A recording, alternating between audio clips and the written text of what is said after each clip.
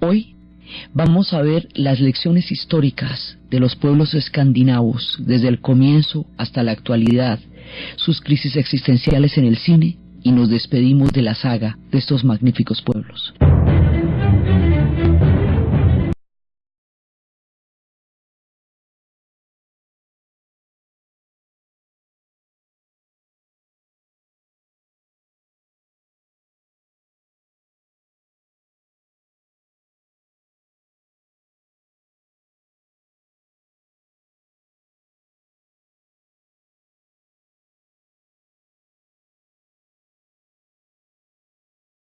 Al principio de los tiempos, cuando empezamos a hablar de los pueblos vikingos, entendí su carácter de exploradores, su carácter de navegantes y la manera como ellos fueron capaces de recorrer distancias gigantescas sin conocer la brújula, solamente por entender las corrientes de los vientos. Ellos entendían los vientos y entendían las corrientes marinas. Y solo con eso, sin brújula y con una destreza impresionante, ellos recorrieron las geografías más ignotas de su tiempo.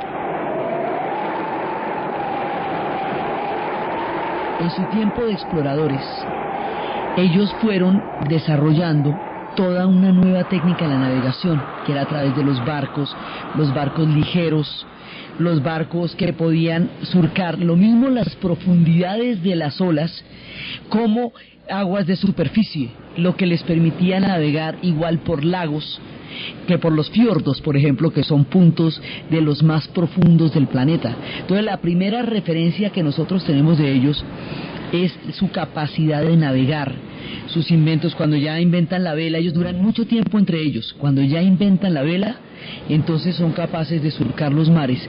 Cuando empiezan a surcar los mares y empiezan las oleadas de las invasiones vikingas, nosotros vimos cómo formaron naciones y cómo durante todo ese tiempo alcanzaron a formar una cantidad, pues la mitad del norte de Europa, cómo a través de Rusia formaron la nación por el Volga, y con Rus formaron la nación rusa a través de la fusión entre los varegos y los eslavos, cómo formaron la nación inglesa y la nación francesa a través de, primero, de las oleadas de invasiones danesas y posteriormente de la cristianización cuando hicieron el mundo de los normandos, cómo formaron y dinamizaron el mundo de los germanos, de donde ellos eran herederos, porque antes de los vikingos estaban los germanos.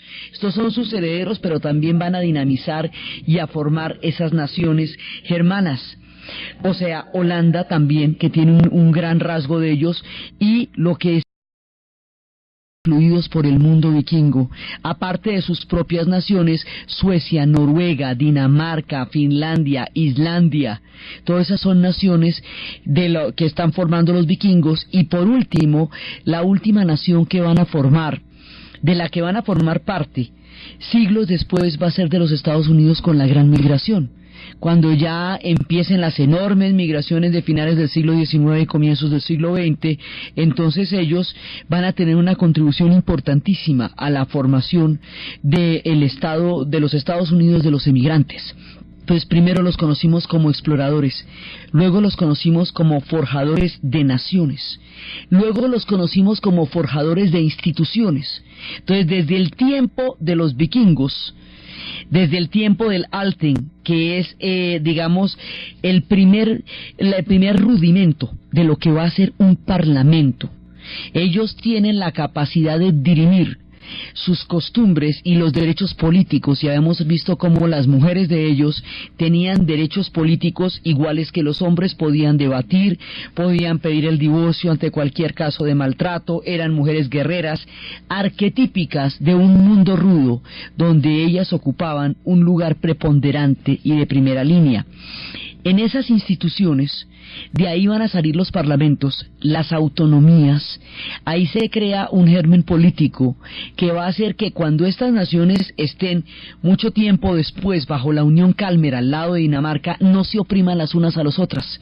Sus independencias van a ser unas independencias amistosas, no guerras civiles, no se desangraron. Tienen una manera de entender la política en el cual no se van a matar por ella.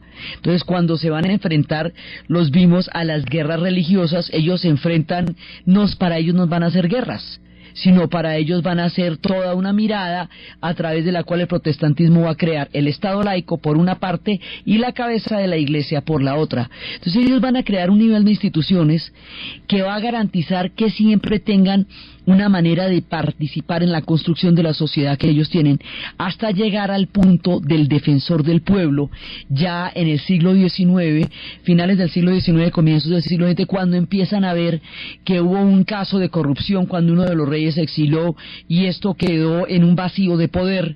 Entonces ellos solucionan la corrupción a través de una veeduría que es quien vigila el desempeño de las Fuerzas Armadas, el desempeño del Poder Judicial, el desempeño ético de la prensa, sin censurar de ninguna manera la libre expresión, pero haciendo el uso ético y responsable del poder que tienen los medios dentro de una sociedad.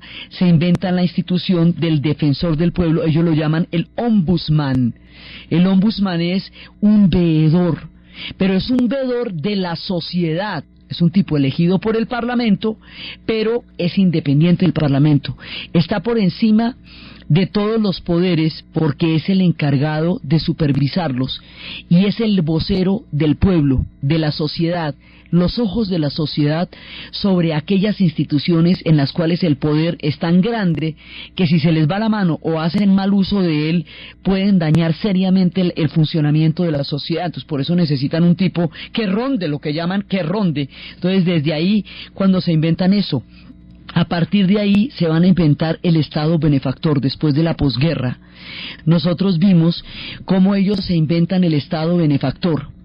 El Estado benefactor consiste en que, lo mismo que en el resto de Europa, ellos se van a reconstruir. Los más dañados que habíamos visto después de nuestro capítulo de las guerras, los más llevados fueron Noruega y Dinamarca, porque a ellas les tocó la guerra de frente, porque fueron invadidas. Finlandia también le tocó duro. Suecia logró mantener su neutralidad. Y después de eso van a crear los estados benefactores. Entonces los estados benefactores es la construcción de una sociedad en un punto en el que toda la utopía del socialismo, todo lo que se había creído posible, sucede es en Suecia. Fíjese, va a suceder es allá, la paradoja, eso no sucede en Rusia, como ni va a suceder en otras sociedades, es allá. ¿Por qué? Porque esta gente logra desarrollar un sistema en el cual existe una democracia participativa, o sea, la comunidad en pequeños renglones está activa y participante en todos los pequeños proyectos que tienen que ver con la realización de la cuadra, del barrio, de la aldea, de la villa, de manera que a usted no le pueden pasar por encima obras en las cuales usted no tiene opinión. Por el otro lado, hay una democracia en la cual ellos delegan, pero esos delegados están siendo visualizados. Luego el poder institucional está permanentemente bajo vigilancia. El sistema de impuestos es muy alto, pero se ve. O sea, si una persona quiere tener un mayor nivel de ingresos, paga más impuestos. Entonces eso se le revierte en mayor bienestar, porque los impuestos están directamente relacionados con la prosperidad de la sociedad, porque todo el mundo participa en la creación y en la recolección, porque tiene que ver con el bienestar propio. Entonces, ellos lograron unos niveles de bienestar altísimos sin atropellar al individuo y ejerciendo el derecho al bienestar de la colectividad. Lograron el equilibrio entre el individuo y la colectividad sin crear estados totalitarios. Ellos no tuvieron que crear estados totalitarios para crear estados benefactores. No tuvieron sistemas de partido único, porque eso no es posible en la tierra de los vikingos del Althing. Sus instituciones autónomas, su capacidad independiente de decisión se mantuvo a lo largo de todos los siglos.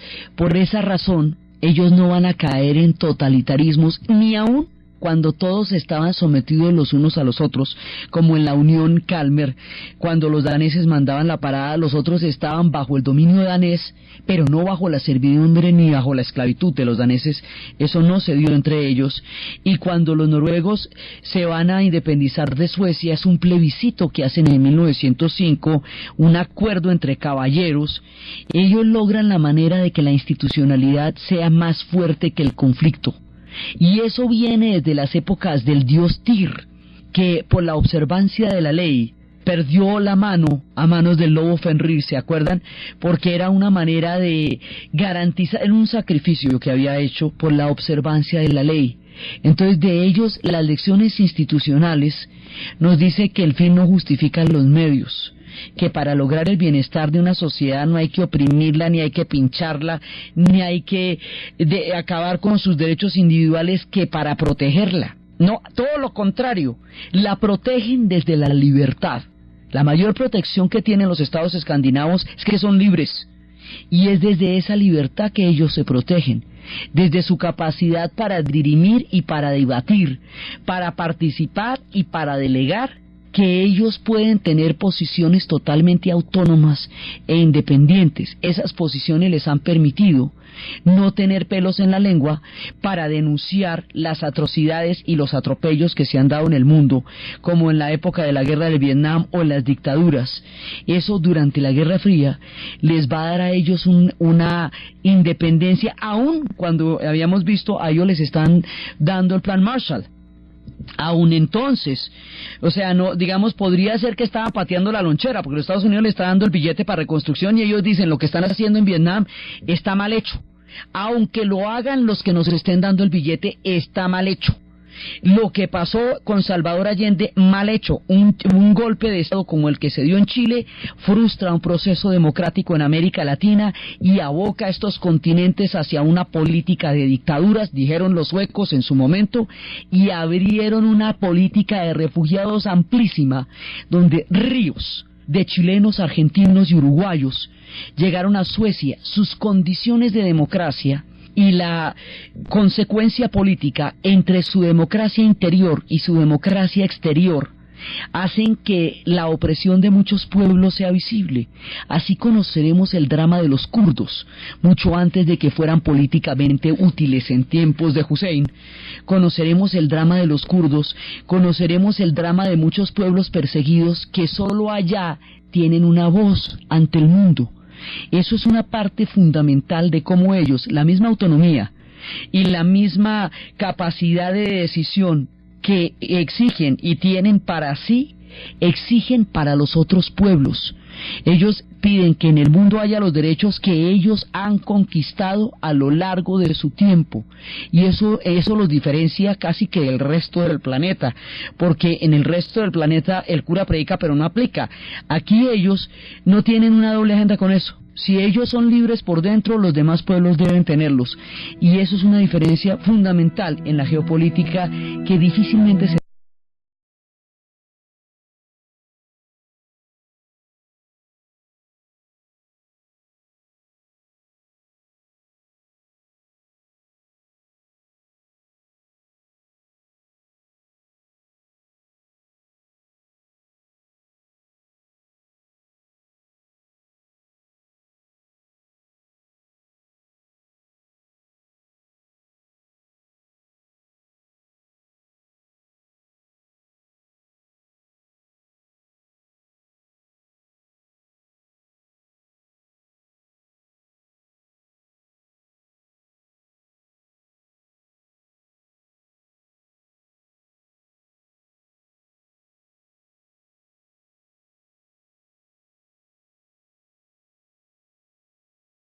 ellos esos niveles de respeto propio y ajeno.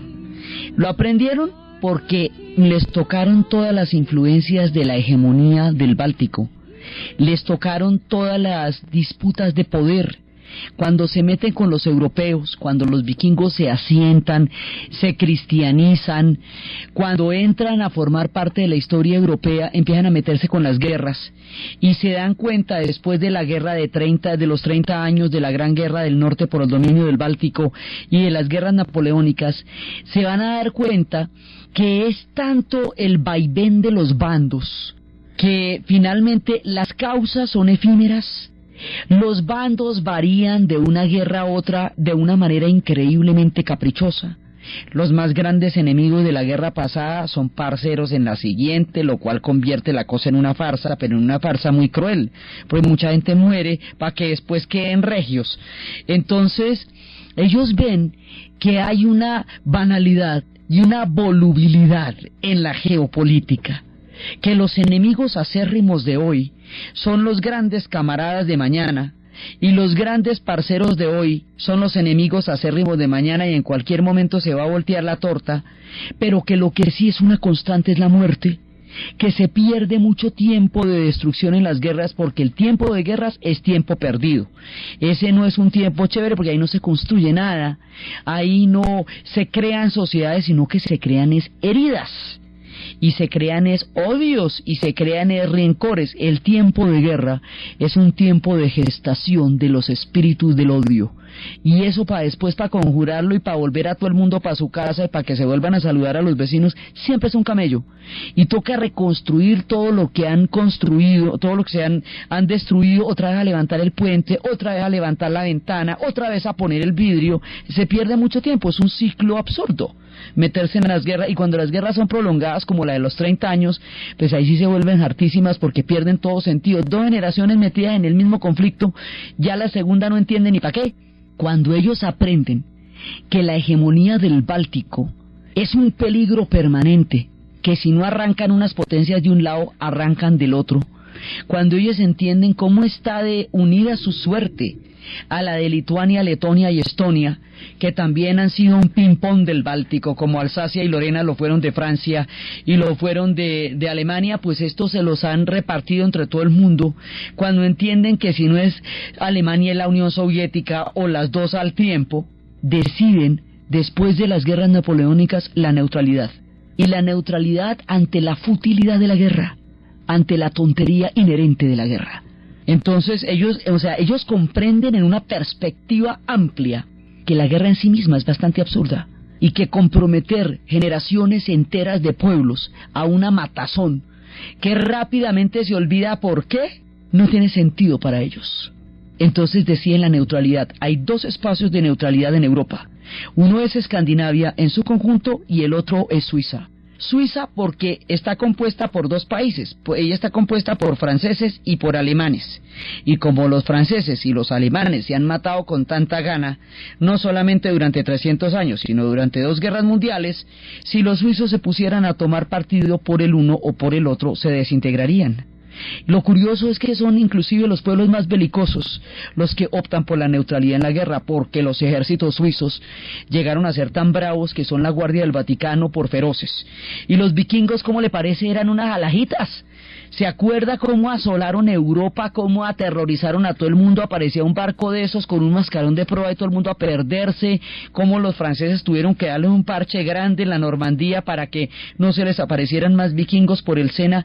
Estos vikingos guerreros que asolaron Europa, estos que estuvieron por todas partes, deciden políticamente que la neutralidad es la posición más favorable para ellos en las guerras. Como en juegos de guerra, extraño juego el que usted me propone, señor Falken, la mejor jugada es no jugar. Entonces, resulta que después la Segunda Guerra Mundial les pasa por encima, porque la Segunda Guerra Mundial acaba con todas las reglas de la decencia y de los acuerdos y de los pactos que se hayan hecho entre los humanos jamás. No hubo un solo acuerdo que la Segunda Guerra Mundial no hubiera violado. Habíamos visto que esto de invadir Dinamarca sin tener ejército, Dinamarca es una cosa impresionante, pues es una falta de todo, de caballerosidad, de lealtad y de decencia, invadir Dinamarca. Y habíamos visto cómo ellos habían sido capaces de sostener una posición completamente distinta frente a los judíos, y era una posición no antisemita, era una posición no solamente gubernamental, como el caso del rey de Dinamarca que salió con la estrella amarilla en el brazo, sino social, como el caso del pueblo danés, que creó las redes para pasar 7.000 judíos por el mar Báltico, para pasarlos a Suecia y protegerlos de esa manera de la persecución en Dinamarca, que era un país ocupado, y como en Suecia la figura de Raúl Wallenberg hace la diferencia. Cuando un hombre hace la diferencia es cuando un hombre se sitúa del lado de su conciencia. Y eso fue lo que hizo Raúl Wallenberg, y salvó cantidades y cantidades de ciudadanos judíos, dándole la ciudadanía sueca, haciendo albergues en Hungría, garantizando el mantenimiento de comida y agua para los albergues, siendo un gestor diplomático de todos los derechos posibles. Entonces, la neutralidad más las condiciones de democracia participativa que hemos visto, más el Estado benefactor, más la independencia que han mantenido siempre. Ellos en la Guerra Fría no se dejan alinear de nadie, no se dejan echar ningún cuento de nadie. Tienen unas armas durísimas porque su neutralidad tiene dientes. Pues han visto que les toca, no sabe uno, ¿no? Entonces tiene dientes, su neutralidad es un armamento durísimo. Pero ellos se van a reconstruir es a partir del balín. Ellos tienen la SKF sueca tiene unos balines. Esos balines se necesitan para toda la industria. Son tan importantes como el microchip. Lo producen los suecos. Entonces ellos se reconstruyen a través de otras cosas. De los balines, de los recursos de gas natural, de petróleo. Y como la mayor parte del tiempo están congelados, la telefonía celular se va a desarrollar enormemente allá. Por eso si usted ve los celulares, son Ericsson, son Nokia. Los celulares en general, la tecnología celular es escandinava, porque ellos tienen la tierra congelada casi todo el año. Entonces, ¿cómo cablean? Para hacer los teléfonos no pueden hacer los cables por debajo de la tierra, pues todo está frío. Entonces, pues debajo de un lago congelado, ¿cómo lo cablea usted? Entonces ellos tuvieron que desarrollar todas esas conexiones satelitales y todas esas conexiones aéreas que hacen posible la tecnología celular. Entonces ellos se reconstruyen van desarrollando industrias increíblemente ingeniosas. Son pueblos ingeniosos. Entonces, por un lado su Estado benefactor, por otro lado su neutralidad, y por otro lado su independencia frente a la geopolítica, su posición frente a las dictaduras, su posición frente a Vietnam, su posición frente a los abusos de la Unión Soviética y de todo el mundo, los va a poner más allá de toda sospecha. Y al ponerlos más allá de toda sospecha, se vuelven territorios donde los pueblos pueden dirimir sus conflictos. Porque en la plena Guerra Fría ningún territorio estaba a salvo de la bipolaridad. Entonces por eso tienen la credibilidad suficiente para que sea allá donde se haya hecho la primera gran conferencia de limitación de armas nucleares en serio, Helsinki, la capital de Finlandia. Por eso es allá donde termina oficialmente la Guerra Fría, en Reykjavik, la capital de Islandia. Por eso es allá donde el acuerdo más importante que se haya hecho en la historia del conflicto árabe-israelí hasta el momento tuvo lugar en Oslo, la capital de Noruega. Reykjavik, Helsinki y Oslo se convierten en puntos de paz. Ellos ponen el espíritu, ya que los pueblos respeten lo que firmaron allá. Bueno, ya, yo no sé, tú verás, pero yo te pongo el territorio y la buena onda, la buena vibra. Tú vienes aquí, tú discutes tranquilo, ya verás tú si cumple lo que vas a hacer o no. Entonces, ellos van a tener la credibilidad histórica para hacer sus territorios dignos de todo proceso de paz, porque han demostrado al mundo que la han conseguido en sus propias sociedades y que tienen un nivel de independencia que los hace fuera de toda sospecha de parcialidad a la hora de una negociación. Y en esa medida ellos van adquiriendo la presteza moral para convertirse en sociedades que son la conciencia ética del mundo en materia de acuerdo de paz y en materia del cumplimiento de los derechos humanos.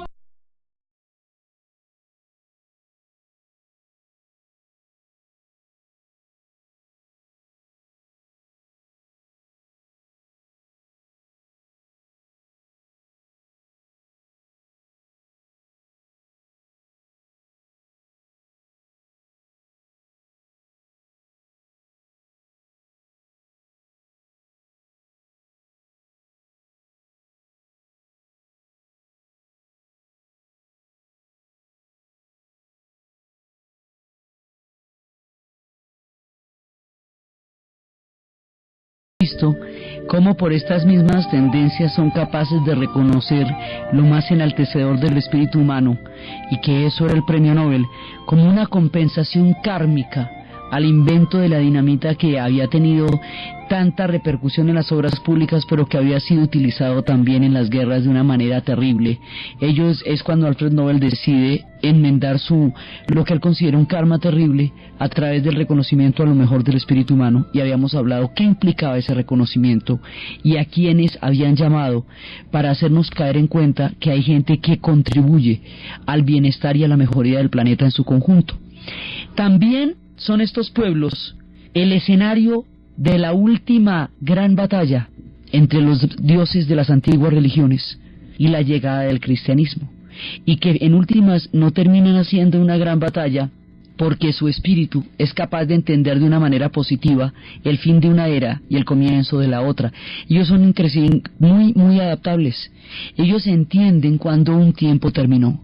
Entonces habíamos visto cómo los espíritus del bosque habían gobernado su vida, cómo el árbol Yggdrasil había sido el centro de su creación cósmica, cómo sus dioses los habían acompañado en las batallas, en el honor, en la lealtad, en la amistad, cómo en las runas que le habían costado el ojo a Odín nos dan una aproximación importante del curso del futuro a través de sus enigmáticas figuras y sus muy sabios mensajes.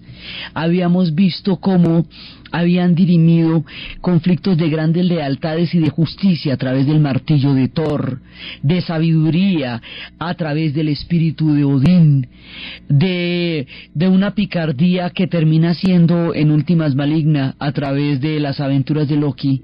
Y habíamos visto cómo los elfos, los gnomos, los enanos, las criaturas de la luz, las criaturas del subsuelo, el mundo de las hadas, en un momento dado empieza a desaparecer del culto cuando llega la era de los cristianos, y empieza a aparecer en los cuentos de hadas y después en los subcreadores, y como es en este mundo donde se van a forjar las figuras que después nos recrearían en El Señor de los Anillos y en El Hobbit y en la poesía de Yeats y en la poesía y en toda la literatura y en los redescubridores, aquellos subcreadores como los hermanos Grimm, y en la dulce, poética y a la vez punzante historia que cuenta Hans Christian Andersen a través de sus sirenitas y de su patito feo y del nuevo traje del emperador. Habíamos visto cómo las antiguas religiones van a quedar en el mundo de la imaginación humana, en el inconsciente colectivo, en las noches de los niños, en las camas de los cuentos antes de dormir, pero habían quedado presentes en toda la cultura, nutriendo el romanticismo, nutriendo como movimiento, y como el romanticismo a su vez trae la independencia para Noruega como una forma de reclamar su pasado histórico, reconocerse en él y desde él independizarse. Y habíamos visto cómo ellos, a través del teatro, van a descubrir las diferentes formas de dominación y prejuicios que aún estaban sobre la sociedad. Entonces, el último gran combate de las grandes religiones se libró en Escandinavia, pero precisamente por el fatalismo positivo que llaman, ellos son capaces de entender que su era iba a terminar con el Ragnarok que estuvimos describiendo brutalmente, y cómo la era cristiana comenzaba. Por eso no tienen mártires, por eso no tienen un montón de gente por ahí que en testimonio de su fe murió, sino van asimilando el fin de una era y el comienzo de la otra era. Y después del cristianismo, cuando llega el protestantismo, lo asumen como un derecho político que hace posible el Estado laico y a la vez hace posible que los bienes de la Iglesia funden los estados escandinavos sin problema. Asimilan las corrientes religiosas sin encontrar en ellas el elemento bélico, sino el elemento conciliador desde lo espiritual. Allá se dieron las religiones del bosque, y allá se dieron los tiempos de los cristianos y los actuales tiempos de los protestantes. Y luego, cuando ya tienen todo esto listo, entonces ¿qué?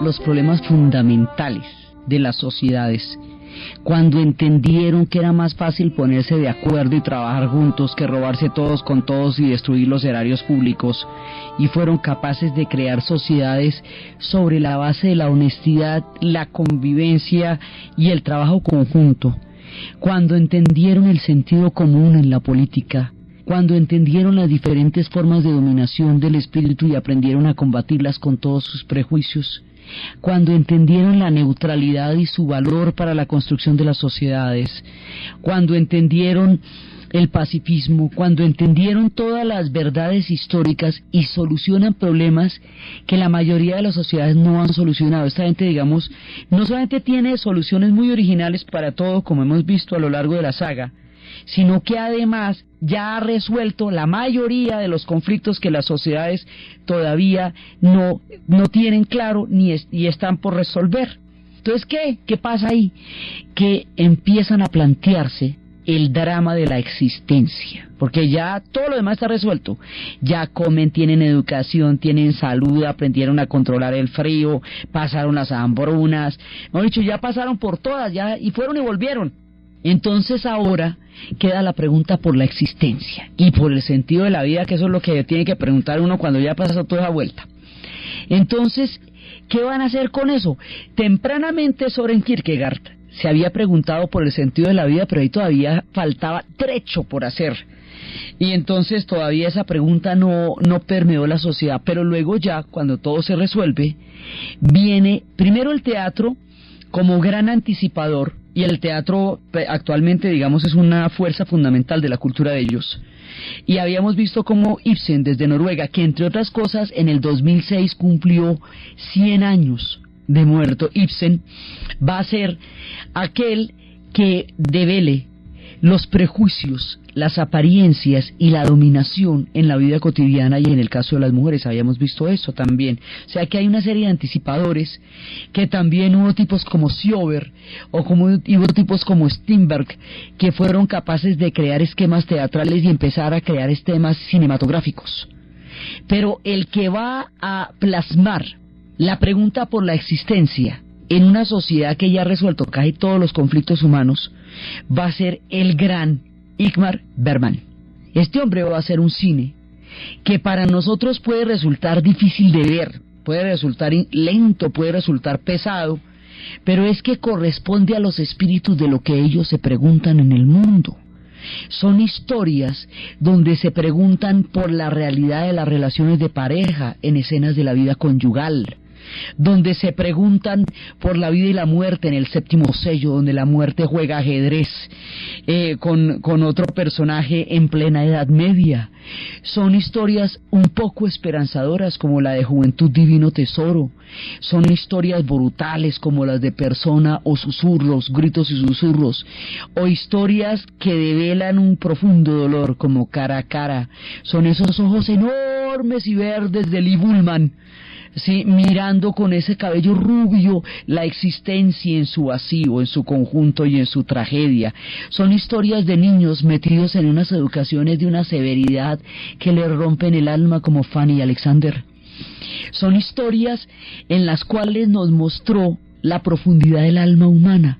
Esta gente en materia de arte y de cine y de teatro ha dado el gran cine de Bergman. Ahora, una de las historias más bravas sobre qué fue lo que se pudrió en el alma del pueblo alemán durante los años terribles de la posguerra de la Primera Guerra Mundial, cómo se incubó algo tan terrible como lo que habría de pasarles después, está en una película igualmente terrible, tal vez de las más bravas, El huevo de la serpiente. Esa es mortal pa'l pecho, pero es clara como ella sola.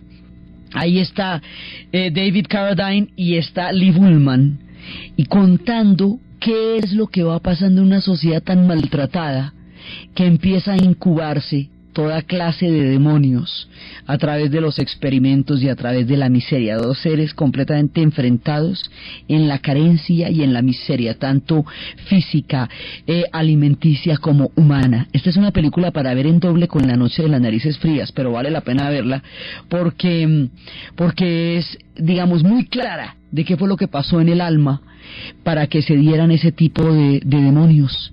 Esta gente ha dado las grandes divas, como Greta Garbo, sí, como ella en su papel de Ninochka o de Anna Karenina, mujeres de la talla de Ingrid Bergman, que fue la gran protagonista del neorrealismo italiano también, junto en Stromboli, mujeres que fueron capaces de plasmar las emociones de una época a través de sus rostros. Esta gente en la dramaturgia y en el cine es absolutamente grande, y Bergman es un gigante de la historia cinematográfica del género en su conjunto y del siglo XX, es un gigante.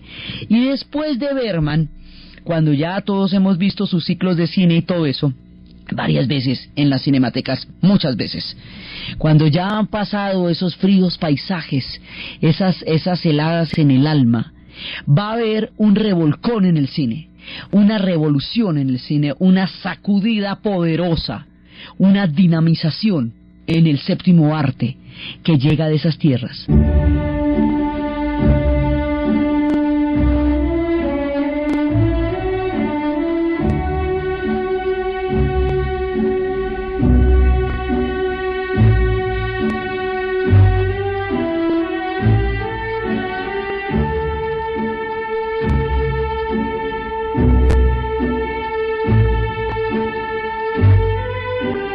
Las historias de Ingmar Bergman, de Ingrid Bergman y las historias de Greta Garbo son suecas, pero de Dinamarca viene un movimiento que sacudirá el cine, el movimiento Dogma 95. O sea, Dogma hecho en el año de 1995, cuando el cine está tomado por los efectos especiales, cuando se estrellan helicópteros solo para describir un amanecer, cuando los carros tienen que ir rodando abismo abajo para que se puedan saludar los protagonistas, cuando la historia se ha perdido en la parafernalia del derroche, del efecto, cuando la narrativa ha desaparecido como elemento fundamental para la historia del cine, cuando los arquetipos se han convertido en arquetipos de cartón que ya no dicen nada al alma humana. Como esta gente es tan profunda, es una de sus características, son profundos, son existenciales. Cuando eso pasa, hay una cachetada en el séptimo arte, y es el movimiento del dogma. Ellos consideran que el cine no solamente se había trivializado, sino que se había aburguesado. Y entonces empiezan un movimiento que es esto del Dogma 95, y uno de sus más grandes protagonistas y de los más conocidos en estas tierras se llama Lars von Trier. Y Lars von Trier fue el que hizo una película que se llama Europa, bravísima, bravísima, que son las profundas heridas que quedan en un tren que recorre Alemania en plena posguerra, cuando hay una persona que intenta ayudarlos en el momento en que se están batiendo todas las fuerzas de un pueblo en la derrota.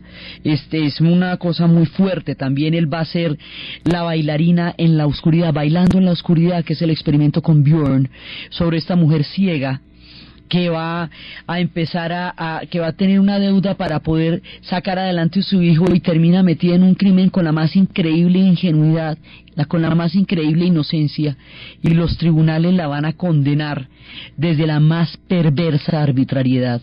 Y va a tener otra película que es probablemente de lo bravo que se ha hecho en el cine, esta gente es brava, que es Dogville, un drama en donde, mire, casi desaparece el escenario. Es prácticamente teatral. Los escenarios son en tiza, son alrededor de un tablado, es casi como una obra de teatro. Cada cuarto está en tiza y se abre imaginariamente una puerta, y ahí se dirime toda la bondad y la maldad de la naturaleza humana, y Nicole Kidman se hace un papel del otro mundo, y ahí se habla de la justicia, se habla de la redención, se habla de la venganza, se habla del sacrificio, se habla de la esterilidad de la bondad o de la reivindicación de la bondad, se habla del chantaje, se habla de la hipocresía. Es una mujer que llega a una pequeña comunidad, y la pequeña comunidad termina fritándola.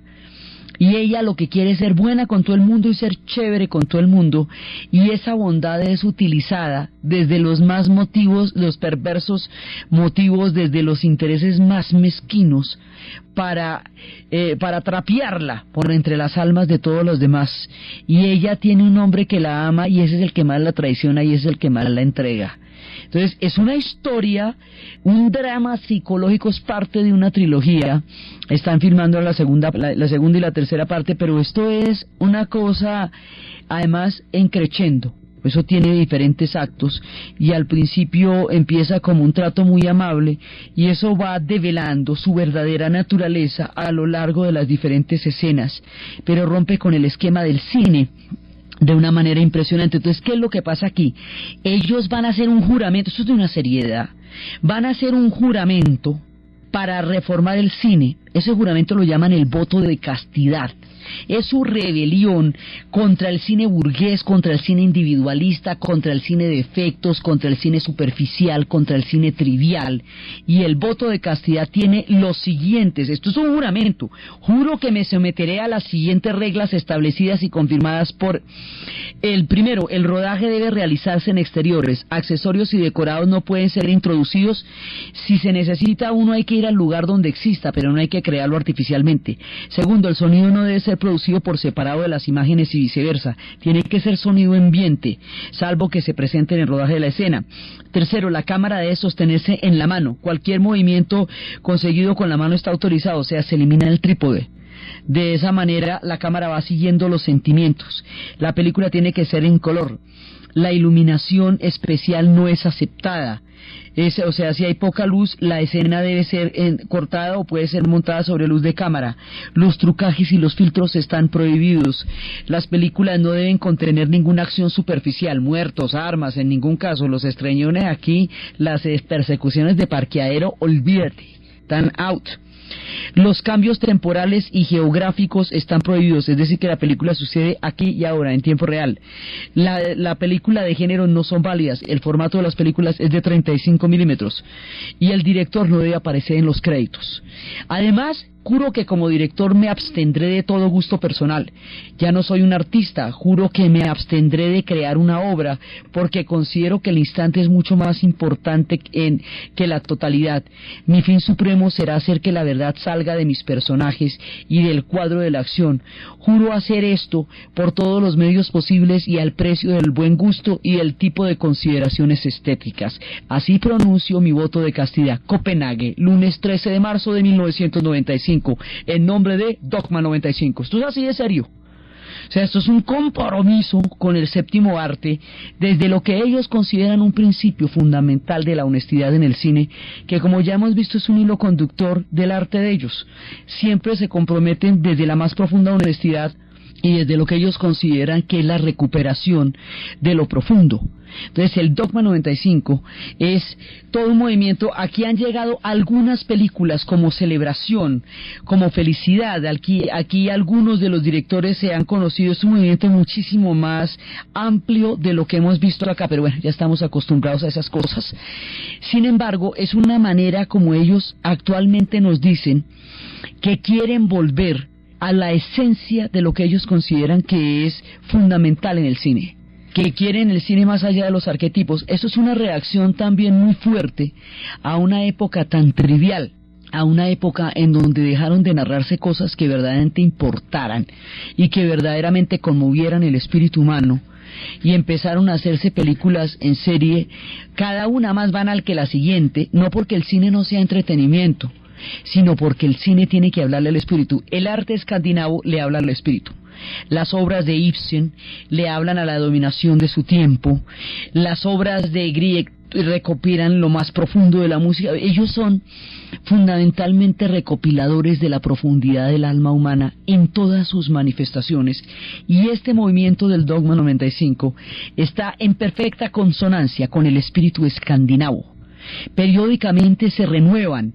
Ellos van a renovar a Bergman, pero Bergman en su momento era lo más profundo y lo más enigmático que se podía encontrar en el cine de su tiempo, y era el que había traído una cantidad de planteamientos sobre la verdad de las relaciones que nunca antes se habían visto de esa manera, con el espíritu austero, bucólico, sombrío, de claroscuro que tienen ellos, que es muy distinto al italiano, o que es muy distinto al brasilero, porque pues es una idiosincrasia distinta, son pueblos del hielo, sus expresiones son diferentes, tienen otra manera de mostrar el mundo.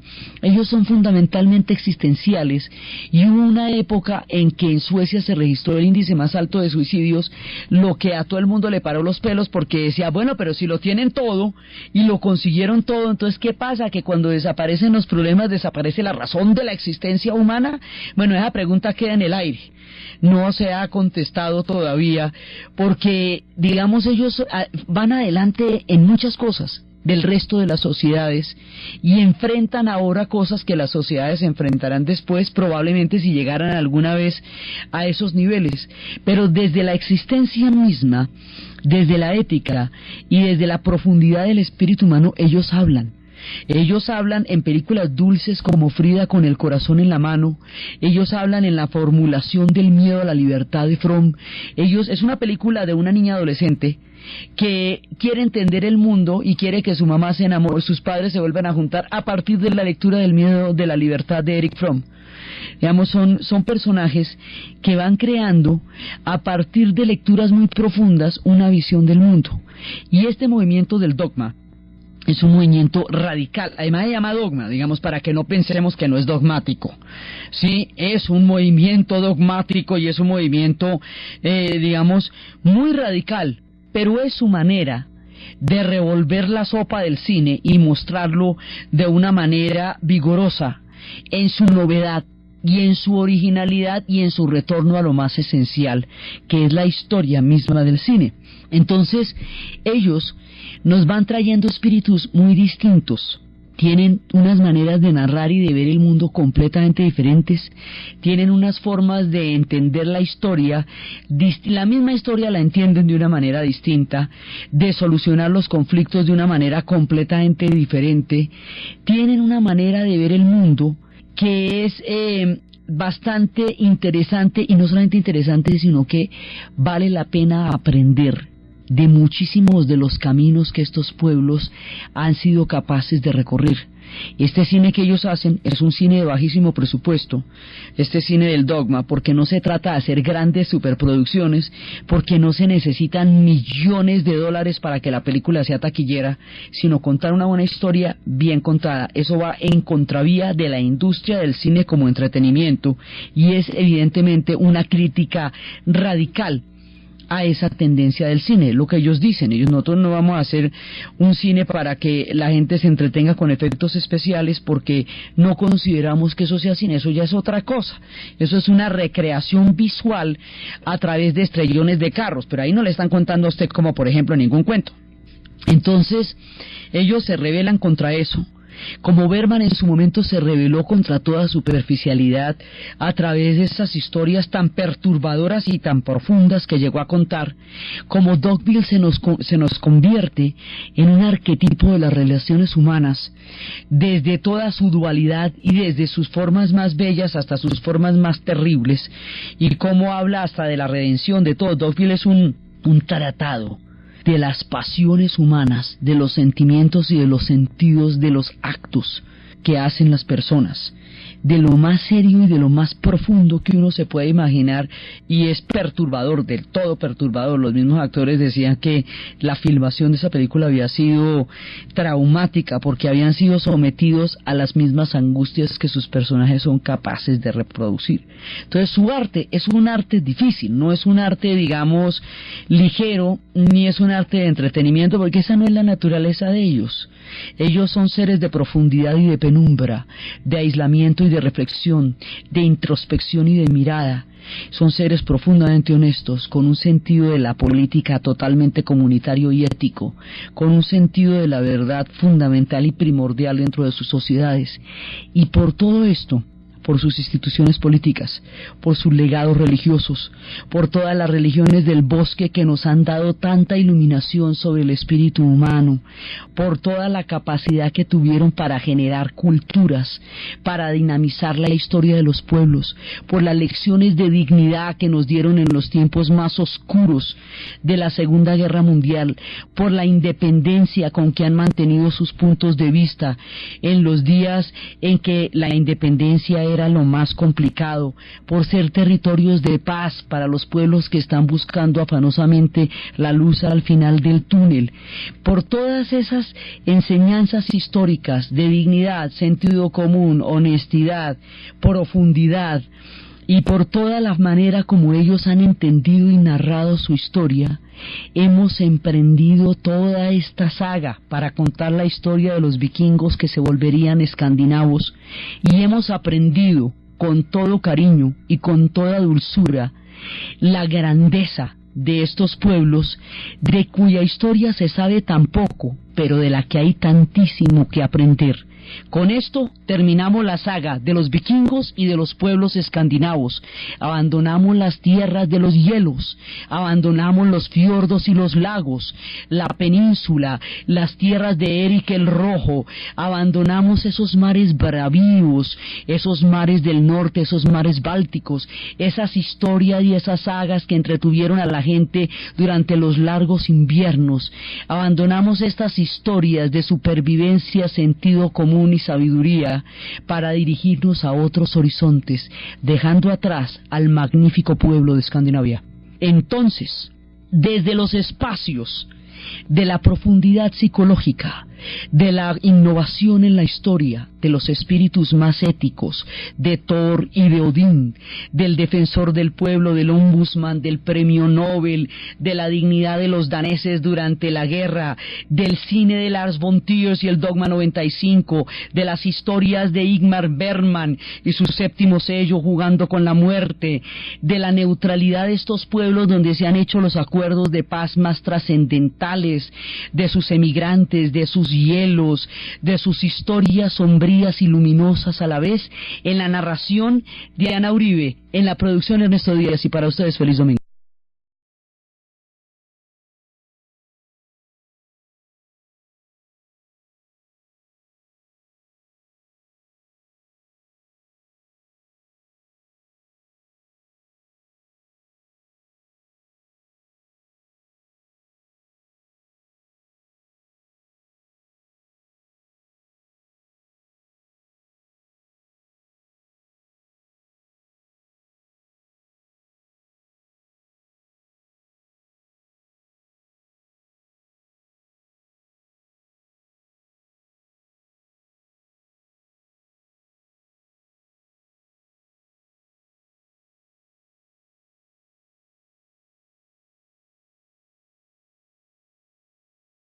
Es el encargado de supervisarlos y es el vocero del pueblo, de la sociedad, los ojos de la sociedad sobre aquellas instituciones en las cuales el poder es tan grande que si se les va la mano o hacen mal uso de él pueden dañar seriamente el funcionamiento de la sociedad. Entonces por eso necesitan un tipo que ronde, lo que llaman que ronde. Entonces desde ahí, cuando se inventan eso, a partir de ahí se van a inventar el Estado benefactor después de la posguerra. Nosotros vimos cómo ellos se inventan el Estado benefactor. El Estado benefactor consiste en que, lo mismo que en el resto de Europa, ellos se van a reconstruir. Los más dañados que habíamos visto después de nuestro capítulo de las guerras, los más llevados fueron Noruega y Dinamarca, porque a ella les tocó la guerra de frente porque fueron invadidas. Finlandia también le tocó duro. Suecia logró mantener su neutralidad y después de eso van a crear los estados benefactores. Entonces los estados benefactores es la construcción de una sociedad en un punto en el que toda la utopía del socialismo, todo lo que se había creído posible, sucede es en Suecia. Fíjese, va a suceder es allá, la paradoja. Eso no sucede en Rusia, como ni va a suceder en otras sociedades, es allá. ¿Por qué? Porque esta gente logra desarrollar un sistema en el cual existe una democracia participativa, o sea, la comunidad en pequeños renglones está activa y participante en todos los pequeños proyectos que tienen que ver con la realización de la cuadra, del barrio, de la aldea, de la villa, de manera que a usted no le pueden pasar por encima obras en las cuales usted no tiene opinión. Por el otro lado, hay una democracia en la cual ellos delegan pero esos delegados están siendo visualizados. Luego el poder institucional está permanentemente bajo vigilancia. El sistema de impuestos es muy alto, pero se ve. O sea, si una persona quiere tener un mayor nivel de ingresos, paga más impuestos, entonces eso se le revierte en mayor bienestar, porque los impuestos están directamente relacionados con la prosperidad de la sociedad, porque todo el mundo participa en la creación y en la recolección, porque tiene que ver con el bienestar propio. Entonces, ellos lograron unos niveles de bienestar altísimos sin atropellar al individuo y ejerciendo el derecho al bienestar de la colectividad. Lograron el equilibrio entre el individuo y la colectividad sin crear estados totalitarios. Ellos no tuvieron que crear estados totalitarios para crear estados benefactores, no tuvieron sistemas de partido único, porque eso no es posible en la tierra de los vikingos del Althing. Sus instituciones autónomas, su capacidad independiente de decisión se mantuvo a lo largo de todos los siglos. Por esa razón, ellos no van a caer en totalitarismos, ni aún cuando todos estaban sometidos los unos a los otros, como en la Unión Kalmar, cuando los daneses mandaban la parada, los otros estaban bajo el dominio danés, pero no bajo la servidumbre ni bajo la esclavitud de los daneses. Eso no se dio entre ellos. Y cuando los noruegos se van a independizar de Suecia, es un plebiscito que hacen en 1905, un acuerdo entre caballeros. Ellos logran la manera de que la institucionalidad sea más fuerte que el conflicto. Y eso viene desde las épocas del dios Tyr, que por la observancia de la ley perdió la mano a manos del lobo Fenrir, ¿se acuerdan? Porque era una manera de garantizar, era un sacrificio que había hecho por la observancia de la ley. Entonces, de ellos, las lecciones institucionales nos dice que el fin no justifica los medios, que para lograr el bienestar de una sociedad no hay que oprimirla, ni hay que pincharla, y empiezan las oleadas de las invasiones vikingas. Nosotros vimos cómo formaron naciones y cómo durante todo ese tiempo alcanzaron a formar una cantidad, pues la mitad del norte de Europa, cómo a través de Rusia formaron la nación por el Volga, y con Rus formaron la nación rusa a través de la fusión entre los varegos y los eslavos, cómo formaron la nación inglesa y la nación francesa a través primero de las oleadas de invasiones danesas y posteriormente de la cristianización cuando hicieron el mundo de los normandos, cómo formaron y dinamizaron el mundo de los germanos, de donde ellos eran herederos, porque antes de los vikingos estaban los germanos. Estos son sus herederos, pero también van a dinamizar y a formar esas naciones germanas. O sea, Holanda también, que tiene un gran rasgo de ellos, y lo que es influidos por el mundo vikingo, aparte de sus propias naciones, Suecia, Noruega, Dinamarca, Finlandia, Islandia, todas esas son naciones que están formando los vikingos. Y por último, la última nación que van a formar, de la que van a formar parte siglos después, va a ser de los Estados Unidos con la gran migración. Cuando ya empiecen las enormes migraciones de finales del siglo XIX y comienzos del siglo XX, entonces ellos van a tener una contribución importantísima a la formación de los Estados Unidos de los emigrantes. Pues primero los conocimos como exploradores, luego los conocimos como forjadores de naciones, luego los conocimos como forjadores de instituciones. Entonces, desde el tiempo de los vikingos, desde el tiempo del Althing, que es, digamos, el primer rudimento de lo que va a ser un parlamento, ellos tienen la capacidad de dirimir sus costumbres y los derechos políticos, y habíamos visto cómo las mujeres de ellos tenían derechos políticos iguales que los hombres, podían debatir, podían pedir el divorcio ante cualquier caso de maltrato, eran mujeres guerreras, arquetípicas de un mundo rudo, donde ellas ocupaban un lugar preponderante y de primera línea. En esas instituciones, de ahí van a salir los parlamentos, las autonomías, ahí se crea un germen político que va a hacer que cuando estas naciones estén mucho tiempo después bajo la Unión Cálmera al lado de Dinamarca, no se opriman las unas a las otras. Sus independencias van a ser unas independencias amistosas, no guerras civiles, no se desangraron. Tienen una manera de entender la política en el cual no se van a matar por ella. Entonces, cuando se van a enfrentar, los vimos a las guerras religiosas, ellos se enfrentan, para ellos no van a hacer guerras, sino para ellos van a ser toda una mirada a través de la cual el protestantismo va a crear el Estado laico por una parte y la cabeza de la Iglesia por la otra. Entonces ellos van a crear un nivel de instituciones que va a garantizar que siempre tengan una manera de participar en la construcción de la sociedad que ellos tienen, hasta llegar al punto del defensor del pueblo, ya en el siglo XIX, finales del siglo XIX, comienzos del siglo XX, cuando empiezan a ver que hubo un caso de corrupción cuando uno de los reyes se exilió y esto quedó en un vacío de poder.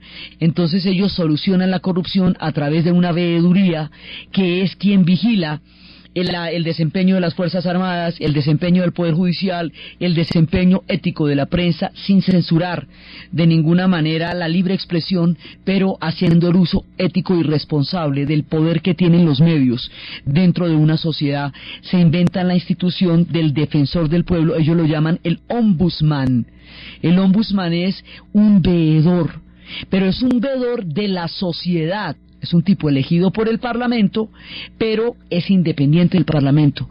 Está por encima de todos los poderes, porque hoy vamos a ver las lecciones históricas de los pueblos escandinavos, desde el comienzo hasta la actualidad, sus crisis existenciales en el cine, y nos despedimos de la saga de estos magníficos pueblos.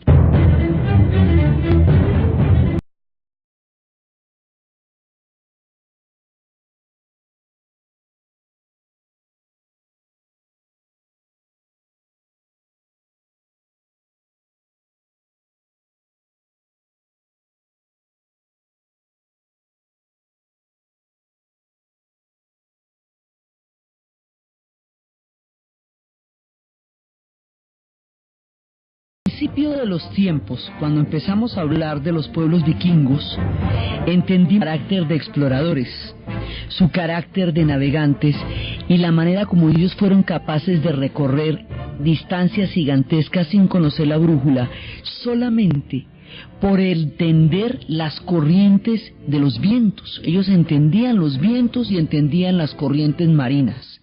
Y solo con eso, sin brújula y con una destreza impresionante, ellos recorrieron las geografías más ignotas de su tiempo. En su tiempo de exploradores, ellos fueron desarrollando toda una nueva técnica de la navegación, que era a través de los barcos ligeros, los barcos que podían surcar lo mismo las profundidades de las olas como aguas de superficie, lo que les permitía navegar igual por lagos que por los fiordos, por ejemplo, que son puntos de los más profundos del planeta. Entonces la primera referencia que nosotros tenemos de ellos es su capacidad de navegar, sus inventos. Cuando ya inventan la vela, ellos duran mucho tiempo entre ellos. Cuando ya inventan la vela, entonces son capaces de surcar los mares. Cuando empiezan a surcar los mares,